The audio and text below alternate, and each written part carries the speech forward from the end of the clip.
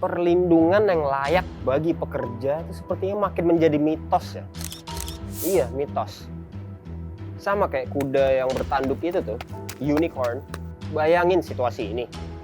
Seorang bapak anak 3 berangkat kerja, begitu sampai duduk di meja. Terus nggak ada angin, nggak ada hujan. Pas dia buka email di komputer kantornya, pesan pertama yang dia terima dan baca adalah pemberitahuan bahwa dia masuk ke daftar karyawan yang diberhentikan. Udah nggak ada lagi nih yang namanya 1 month notice atau pemberitahuan lebih awal yang memberi kesempatan bagi sang pekerja untuk mencari pekerjaan lain. Masih untung kalau perusahaan yang mem-PHK ini memberi kompensasi yang setimpal, tapi nggak sedikit yang memberi kompensasi seadanya.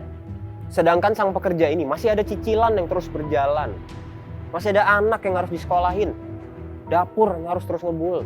Ini kok berbanding terbalik banget ya dengan jargon-jargon yang sering diucapkan oleh pejabat. Contohnya, ekonomi meroket, bangkit dari pandemi, jutaan lapangan pekerjaan, tapi kok menghasilkannya malah PHK massal ya? Ini hasil yang kita tunggu-tunggu.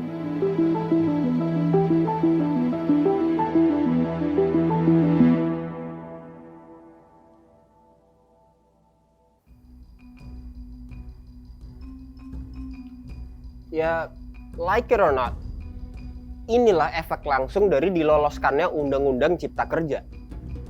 Karena undang-undang ini, perusahaan itu tidak berkewajiban untuk melakukan perundingan sebelum PHK secara sepihak. Padahal kewajiban itu sebelumnya tertulis di Undang-Undang Ketenagakerjaan.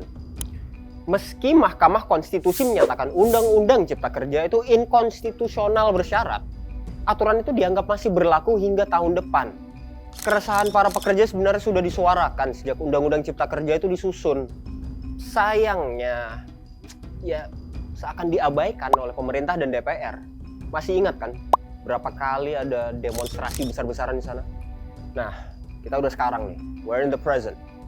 Dunia usaha lagi lesu dan banyak yang memprediksi bahwa resesi akan datang. Semua negara berada pada posisi sulit, kesulitan, dan juga ekonomi yang sulit diprediksi.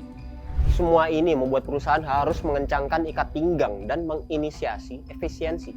Yang terbaru, perusahaan teknologi Goto memberhentikan 1.300 pegawainya. Di pekan yang sama pula, Ruang Guru merumahkan ratusan pegawainya. Sebelumnya, beberapa perusahaan di industri padat karya juga telah mengurangi jam kerja hingga merumahkan puluhan ribu pekerjanya. Kondisi seperti ini mengharuskan pemerintah aktif membantu mereka yang menjadi korban, yaitu para pekerja yang terkena PHK. Mereka ini yang sangat memerlukan bantuan sosial. Pemerintah sepatutnya menggeser sejumlah anggaran belanja ke pos bansos untuk korban PHK. Mungkin bansos memang bukan jawaban untuk solusi jangka panjang, tapi setidaknya itu akan membantu mereka. Alangkah lebih baik lagi kalau pemerintah ikut turut menyiapkan proyek padat karya untuk menampung limpahan buruh yang kehilangan pekerjaan di masa sulit ini. Ya ini ada sekedar saran. Ya mungkin akan terdengar sotoy, tapi ini setidaknya saran.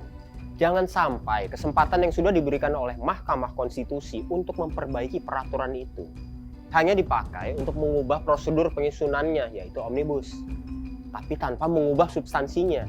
Padahal substansi itulah yang memiliki efek nyata ke jutaan pekerja Indonesia. Saya Ricky, sampai jumpa di Fokus selanjutnya.